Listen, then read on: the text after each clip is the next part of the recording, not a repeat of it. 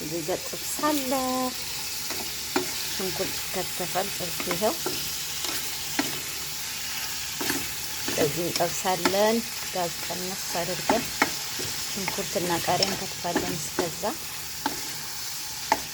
ያበደ ጥብስ ማለት ነው።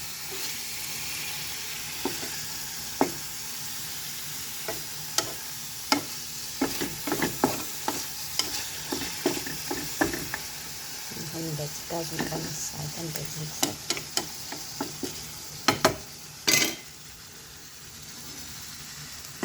ሽንኩርት እናዘጋጃለን።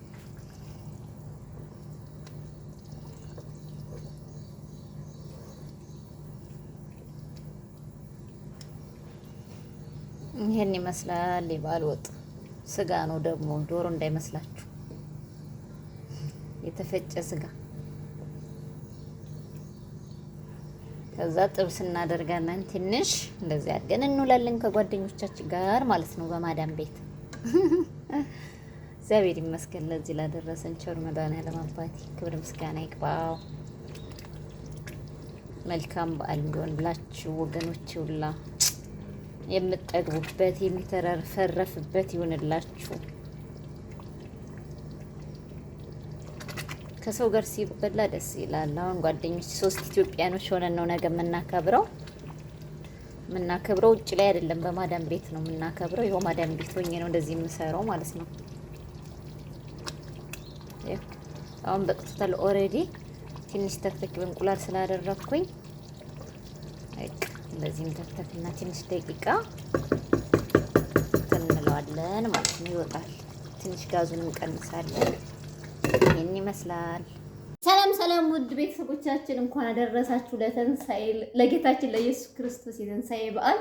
ጠገቤ በስደት ይውላችሁ እንደዚህ በማዳም ቤት እንደዚህ አዘጋጅተን ምሳል እንበላ ነው። ስጋ ወጣለ የተሰራ አይታይም። አሳያችሁ አይታይም። ሲወጣ ይታያል። ለማንኛውም ነው በስደት እንደዚህ ተሰባስበን ለማክበር ይኸው እናንተም በሀገራችሁ እንደኛ ክብሩ። ሌሎችም ስደት ካላችሁ እንደኛው ብዙ ሰው አለ።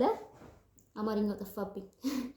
እንዳይደብራችሁ በደንብ አክብሩ።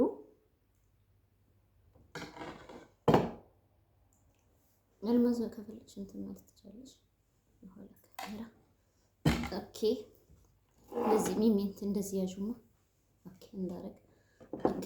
እዚህ ጋር ደግሞ ጥብስ አለ። ይሄው እንዳይቀር ያህል ነው።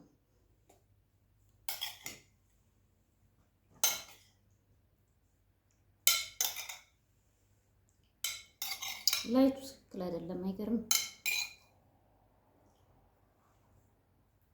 ሴትዮዋ በደንብ ብላለች። ድንገት ወዳላቅም አኩርፋለኝ ስለሚያይ ወደዚህ ሚሚ ወደ ካሜራው እንደዛ አይዋ ካሜራው ራሱ አስጠፋችሁ። ነት እዚህ ጋር ጓለ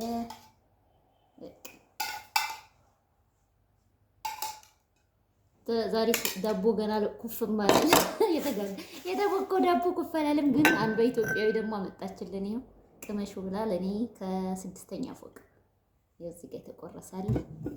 እዚህ ፔፕሲ ያለ ይሄን ይመስላል። ቤተሰብ ይኸው እንደዚህ ሰብሰብ ብለናል። ይኸው ኑ እንብላ። አይ ቲንክ ጥራት የለውም ካሜራው ጨለማ ስለሆነ ነው። እንብላ።